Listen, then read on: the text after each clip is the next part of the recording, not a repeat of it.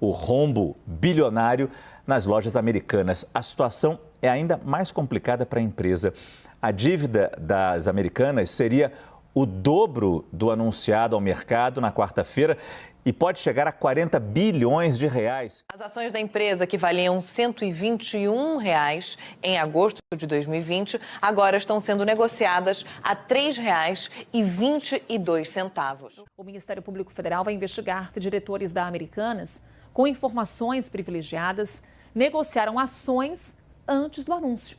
A prática configura crime. Fala, meus amigos, eu sou o Nicolas Borges, assessor e expert em investimentos, e hoje eu quero te dar todos os detalhes, absolutamente tudo o que você precisa saber sobre um dos casos mais emblemáticos da nossa Bolsa Brasileira, que é o de Americanas. Mas antes da gente falar o que de fato aconteceu, nós precisamos voltar um pouco no tempo e ver como que a empresa estava antes desse grande acontecimento. As lojas Americanas têm quase um século de existência. Elas foram fundadas em 1929, lá na cidade de Niterói, no Rio de Janeiro. A Americanas é administrada pelo grupo 3G Capital, que inclui alguns dos empresários mais renomados de toda a história brasileira, como, por exemplo, Jorge Paulo Lemann, Marcel Telles e o Carlos Alberto Sucupira. E esse grupo também é o grupo controlador da Ambev, do grupo internacional AB InBev.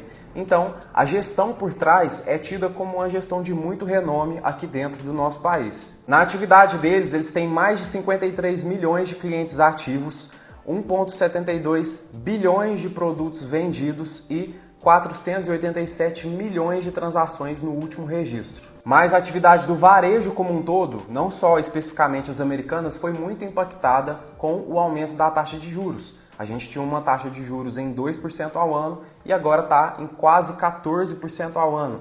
Isso faz com que o consumo da população em geral ele seja muito reduzido. E, logicamente, o crediário fica muito mais caro, fica muito mais oneroso você tomar crédito. E isso impacta demais as empresas do varejo. Então, por conta disso, as lojas Americanas foi uma das empresas que mais teve queda no ano de 2022. Para vocês terem uma ideia, antes desse acontecimento de agora, as ações já tinham caído 68,75% em 2022 e antes disso ainda, em 2021, elas tinham caído 58,23%.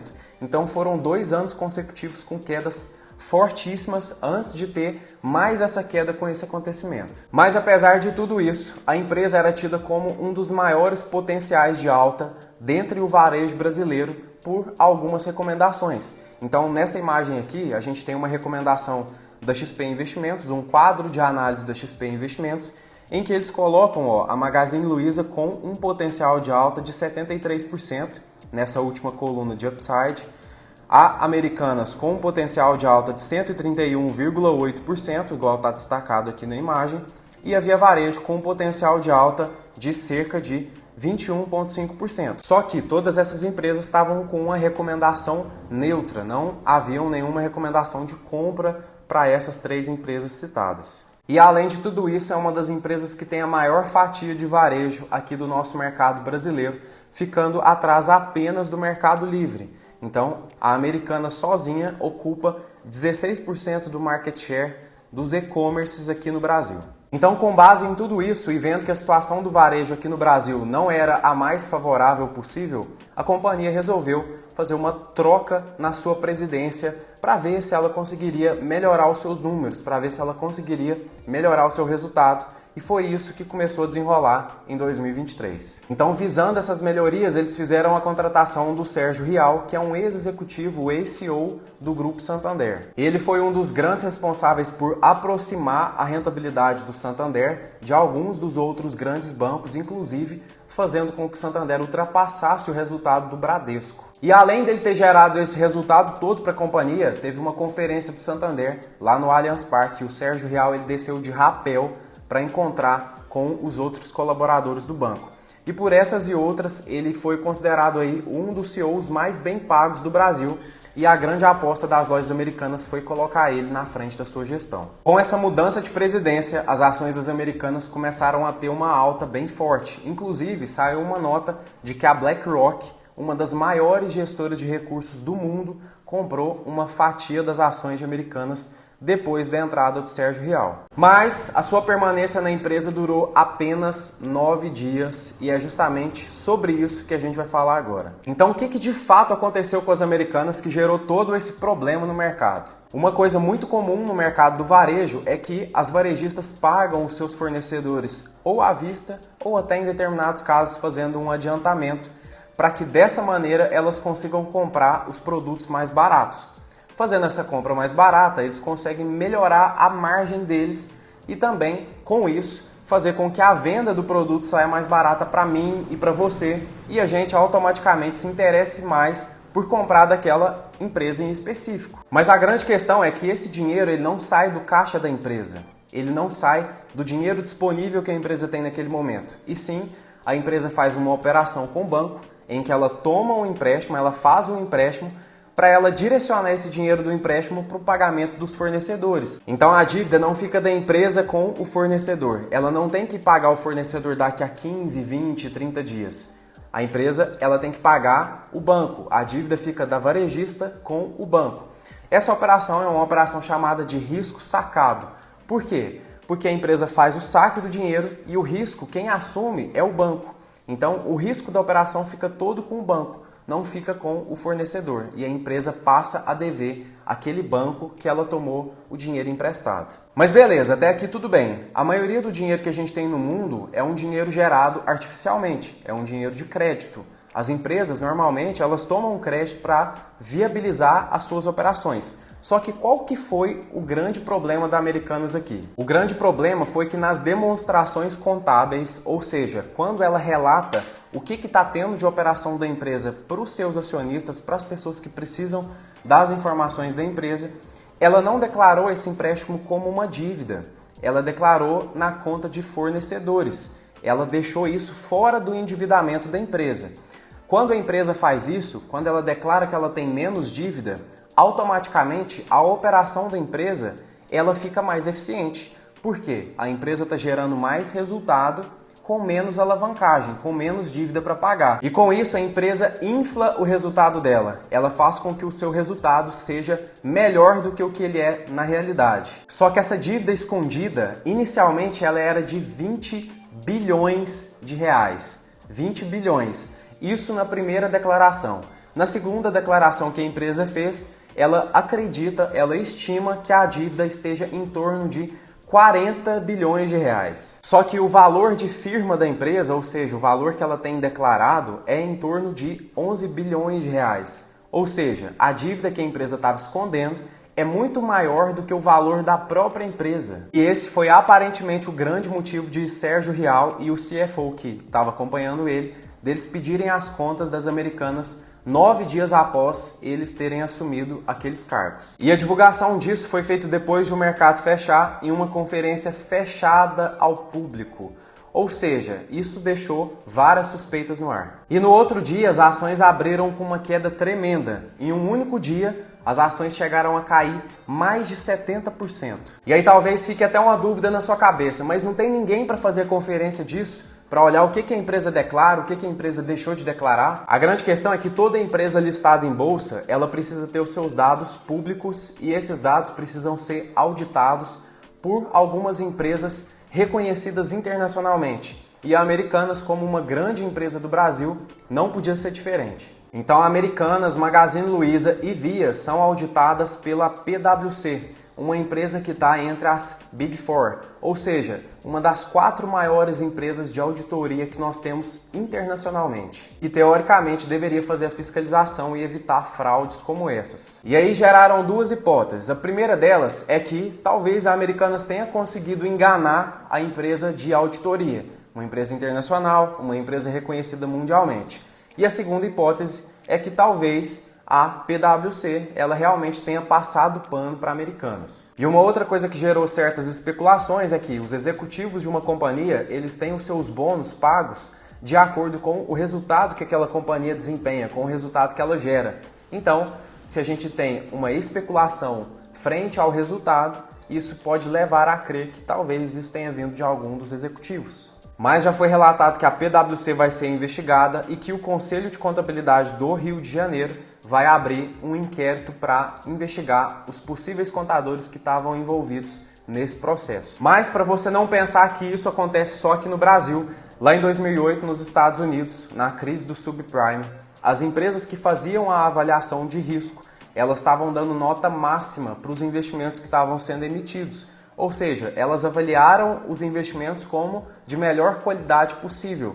Só que quando o mercado colapsou, veio à tona de que essas avaliações também não estavam corretas. Tá fazendo sentido tudo que eu falei até aqui? Tá conseguindo entender claramente o que está acontecendo com esse caso de Americanas? Se sim, aproveita já para deixar o like aqui no vídeo e se inscreva no canal. Esse é um projeto novo que está começando, mas eu quero que você que está aí do outro lado esteja comigo desde o início. E aproveita para me seguir no Instagram, para a gente trocar uma ideia lá. E lá no Instagram também você pode me mandar alguma dúvida que você tenha de investimentos para a gente debater, para eu conseguir te ajudar de alguma forma. Lá também eu vou colocar várias e várias informações sobre o mercado, várias curiosidades, então vale muito a pena você me acompanhar. Mas vamos lá, quais que são as consequências imediatas que toda essa bagunça pode gerar aqui no Brasil e principalmente na empresa? Primeiro, a empresa declarou que tem caixa para manter as suas operações em funcionamento. De acordo com a empresa, o efeito desse acontecimento seria intangível, ou seja, que no momento imediato a empresa não sofreria prejuízos, ou seja, a empresa não vai ter prejuízo agora e ela vai conseguir manter as suas operações em funcionamento. Mas, ao mesmo tempo, a empresa entrou com um pedido de que os seus bens não fossem tomados, de que eles não fossem penhor de dívida. E esse pedido foi aprovado hoje pela manhã na Câmara Comercial do Rio de Janeiro. Essa medida trata-se de uma tutela que proíbe que os bens da empresa sejam confiscados. E a empresa vai ter até 30 dias para declarar se ela vai entrar em uma recuperação judicial ou até com um pedido de falência. As Americanas informaram à CNN de que essa medida foi algo feito para proteger os seus colaboradores, para eles manterem os seus ganhos e também manterem os seus empregos, e que também essa medida seria um meio de eles terem margem de tempo para negociar com os seus fornecedores. Não quer dizer que essa medida seja uma declaração de insolvência. O que significa isso? Não quer dizer que por eles terem pedido essa proteção de bens, eles estão declarando que não tem condição de pagar a dívida. Isso, claro, na declaração deles. Só que aqui entra uma coisa estranha. A empresa tinha entrado com esse pedido de proteção de bens antes do Sérgio Rial fazer uma reunião com os principais líderes dos bancos que a Americanas estava devendo. Banco Safra, Bradesco, Itaú, BTG, entre outros. Esses banqueiros simplesmente entraram na reunião sem saber desse pedido de proteção de bens. Na realidade, eles souberam depois da reunião e sem saber diretamente através da boca da Americanas. Nessa reunião, os banqueiros exigiram que os sócios majoritários, ou seja, o Grupo 3G, aportassem pelo menos 10 bilhões no caixa da companhia, que se fosse menos que isso, não daria nem para começar a conversa. Mas o Sérgio Rial sinalizou para eles que os sócios majoritários estariam dispostos a aportar 6 bilhões desde que a capitalização leve a resultados mais consistentes. Ou seja, eles colocaram uma condição ainda para ter que fazer esse aporte salvando a própria empresa. Uma segunda consequência foi que os bancos envolvidos, principalmente o BTG, que é um dos mais afetados por essa dívida, eles emitiram algumas declarações pesadas a respeito da Americanas. Alguns falando que a empresa já era, que se o Grupo 3G fosse arcar com algo da empresa, é só para o próprio Grupo 3G não sofrer retaliações do sistema e não afligir todas as empresas do grupo.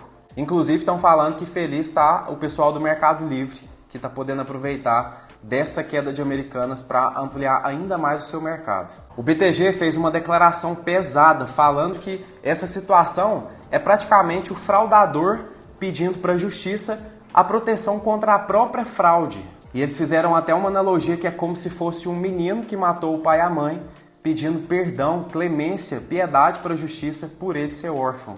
O Rafael Ferri, do Traders Club, alegou em uma live hoje pela manhã que vai entrar com um processo contra as Americanas e vai fazer de tudo para que eles fossem punidos. Isso depois dele ter encerrado a posição que ele tinha com prejuízo. Ele alegou que tinha saído da posição no dia que as ações caíram 77%. Em um tweet ele falou revoltado que a empresa jogou uma dívida de 20 bilhões, agora na verdade 40 bilhões, na mão de 150 mil acionistas e eles ainda querem proibir de cobrarem a dívida deles, de acordo com o FER, é uma completa inversão de valores. Uma outra consequência é que pode afetar toda uma cadeia de fornecedores e pessoas que trabalham diretamente com Americanas, como, por exemplo, as pessoas que anunciam seus produtos no marketplace. E isso, para quem é médio ou pequeno empresário, tem um impacto muito relevante. Até teve uma declaração de que os coitados dos pequenos e médios fornecedores, que sempre foram explorados com grandes prazos de pagamento e no vencimento recebiam com 30 ou 60 dias sem juros, agora não vão receber por um tempo grande. Ou seja, esses pequenos e médios fornecedores poderão quebrar nesse período. Um outro fator é que pode afetar vários fundos de investimento que têm tanto posição em ações da companhia quanto posição em dívidas da companhia. Então, vários fundos podem ser impactados com isso e ter o valor da sua cota depreciado, e vários outros investidores que investem nesses fundos perderem patrimônio também. Um outro fator que pode gerar algum problema, mas que pelo que eu vi até agora ainda não surtiu efeito, é alguns fundos imobiliários que alugam galpões para as lojas americanas terem algum prejuízo. E os principais envolvidos são o MAXR11, o GGRC11 e o XPLG11, que é o XPlog. Uma outra coisa é que os bancos não vão querer mais fazer empréstimo para a companhia, que é uma companhia que, pelo histórico dela, já opera alavancado. Isso pode dificultar demais o operacional da empresa para os próximos tempos. Além disso, os fornecedores também não vão querer vender a prazo para a empresa, já que a empresa está com problemas com caixa e pagamento de dívida. Então, os fornecedores não vão querer estender o prazo no recebimento. Tudo isso pode e já está afetando todo o ecossistema de empresas da 3G Capital. Inclusive, a Ambev, nos últimos pregões, ela já vem acumulando uma queda de quase 8%. Depois de ter caído mais de 70%, no pregão de hoje, as americanas abriram com uma queda de mais de 40% só no dia de hoje. Isso fez com que as negociações das americanas fossem interrompidas por volta das 14 horas e 50 minutos. A ação chegou na mínima de R$ 1,81. Será que a Americanas vai chegar a ser uma penny stock, que são empresas negociadas abaixo de R$ 1? Nesse momento que interrompeu as negociações, as americanas soltaram uma nota oficial falando que a empresa Rothschild & Co.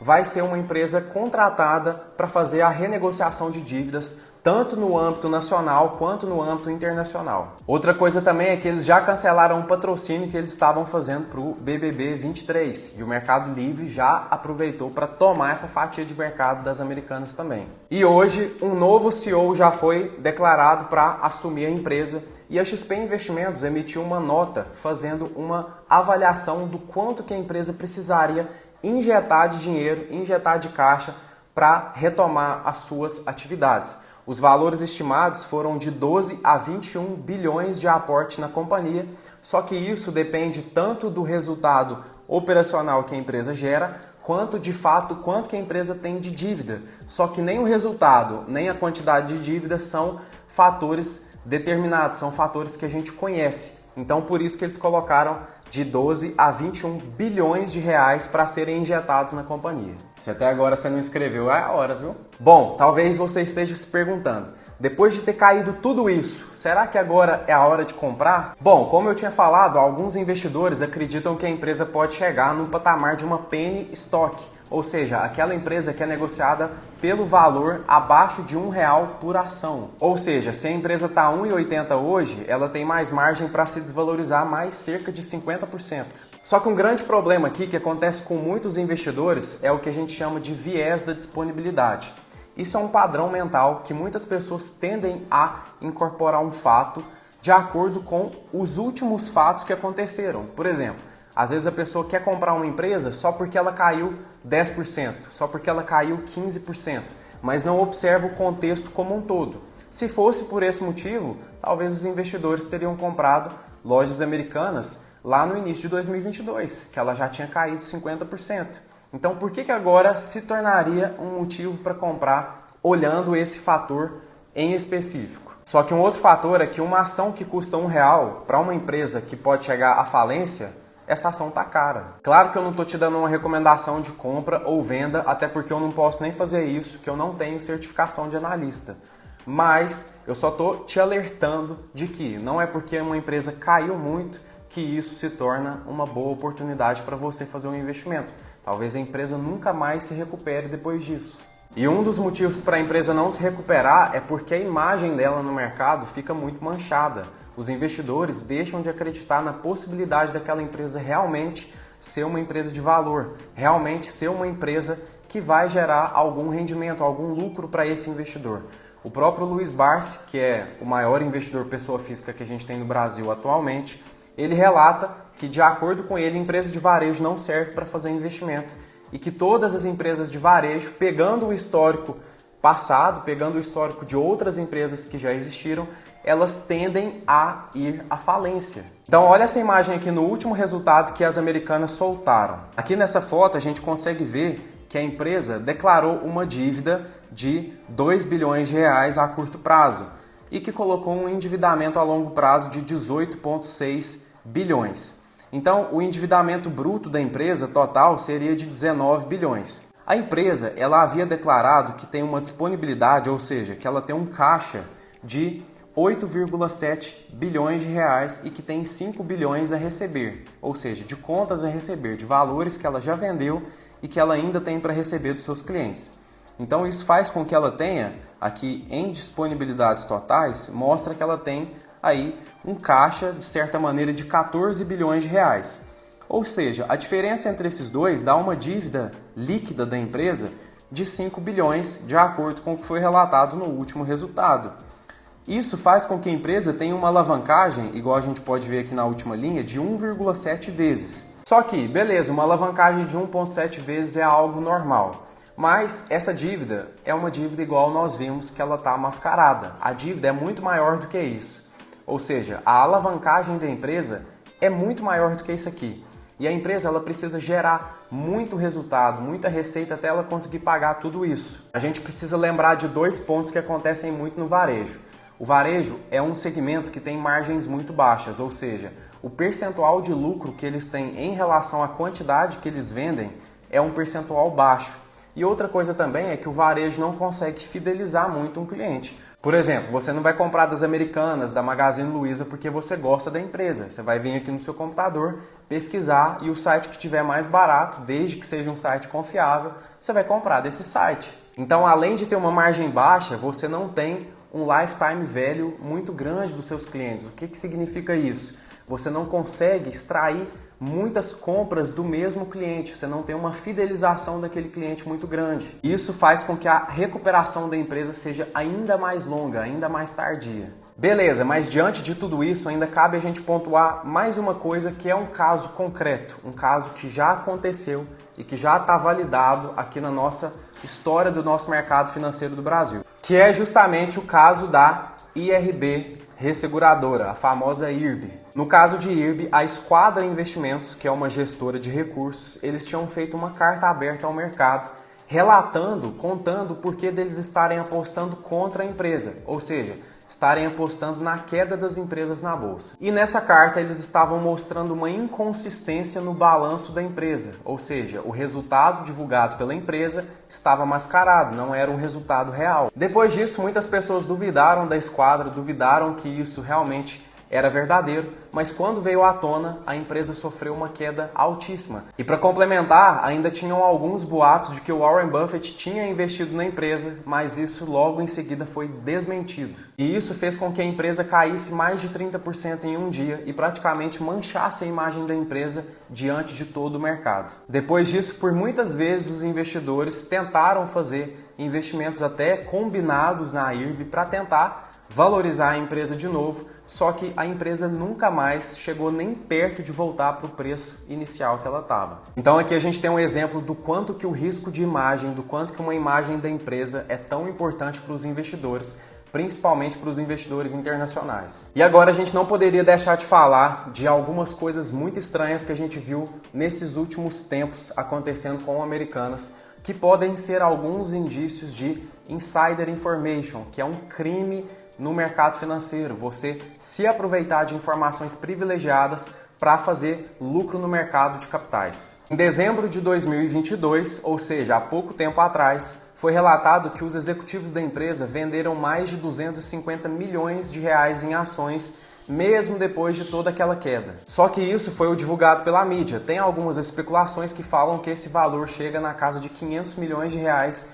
em ações vendidas. Um outro fator também é que o Miguel Gutierrez, que ficou 20 anos no comando da empresa, em dezembro, quando ele estava saindo da companhia, ele vendeu quase R$1 bilhão em ações de Americanas. O Rafael Ferri também falou aqui que 3 horas antes da empresa anunciar a fraude, eles tentaram fazer um resgate de quase 800 milhões de reais que estavam sendo aplicados no BTG Pactual. E só para complementar, antes da divulgação do rombo de 20 milhões, foi registrado no mercado de opções uma movimentação muito atípica. Algumas opções em específico tiveram um volume de negociação muito alto antes do mercado fechar. E de acordo com um vídeo postado pelo Raoni Rossetti, essa movimentação gerou um lucro de 6 milhões de reais para quem fez a operação. O mercado também veio falando que essa não é a primeira vez que acontece problemas contábeis com o grupo 3G. A América Latina Logística, a ALL, já tinha passado por problemas desse sentido e a Kraft Heinz também, com práticas contábeis duvidosas. Essas improbidades contábeis faz com que o resultado das empresas seja inflado, igual está destacado aqui o EBITDA da empresa, EBITDA ajustado, inflado dessas duas empresas, que é praticamente a mesma coisa que aconteceu com Americanas. Então já é a terceira vez registradas dentro do mesmo grupo que algo nessa magnitude aconteça. E agora resta uma grande dúvida com nós. Será que a CVM, a Comissão de Valores Mobiliários, responsável por fiscalizar e punir eventuais fraudes, eventuais negociações incorretas que aconteçam no mercado, será que ela vai atuar com tanto rigor, igual ela atua com os pequenos players do mercado financeiro, como um assessor de investimentos, por exemplo? Então eu deixo vocês com essa reflexão. Se esse conteúdo fez sentido para você e você quer aprender não só isso, mas todos os outros temas necessários para você ser um investidor de sucesso, a parte de formação de caixa, investimento em inflação, investimento em renda passiva, investimento em equity, que é o que vai te dar uma expansão de patrimônio, e também não só isso, como investimentos internacionais, criptomoedas, câmbio, análise técnica, análise fundamentalista e até o modelo que eu particularmente utilizo para fazer as minhas operações de mercado. Eu vou deixar o link aqui na descrição do Rota da Liberdade Financeira, que é o meu treinamento, um treinamento extremamente completo, que eu praticamente vou pegar na sua mão e te direcionar no melhor caminho para você ser um investidor de sucesso. E se você gostou do vídeo, não se esqueça de deixar o like e se inscrever no canal e compartilhe esse vídeo com o máximo de pessoas possíveis para que elas também saibam desse grande rombo que aconteceu no mercado financeiro. É um evento raro, é algo que não acontece com frequência, graças a Deus, mas é algo que precisa ser divulgado o máximo possível para que a justiça seja feita e para que também a gente não tenha outros casos como esse aqui no nosso mercado. Eu sou o Nicolas Borges, obrigado pela sua audiência até aqui e te vejo no próximo vídeo. Um abraço!